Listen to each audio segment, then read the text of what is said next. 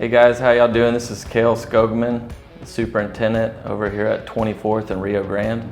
We're building here in Austin, Texas, west of UT campus on a really small footprint. What's unique about this project is we're using a core climbing forming system for the interior of the structure. I believe this is the first time in RO history we're using a core climbing system. It pours 3 floors out ahead of the deck, so clears out space for us to work down below. Meanwhile, we're also utilizing a panelized system. So our panel system, our crew goes in and embeds a perimeter embed where the panels actually hang from the slab edge.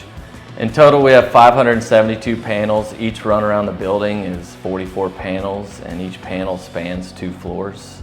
They're all fastened at the slab edge with embeds that our team roughs in ahead of pouring concrete. So essentially it's kind of like a curtain wall hanging from the side of the building. So it's been really interesting watching those go in.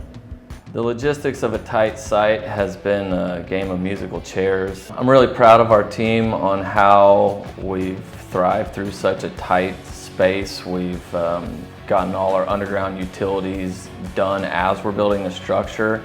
Meanwhile, our structure team has maintained a pour a week for 25 weeks. So this project, it's a 30-story student living.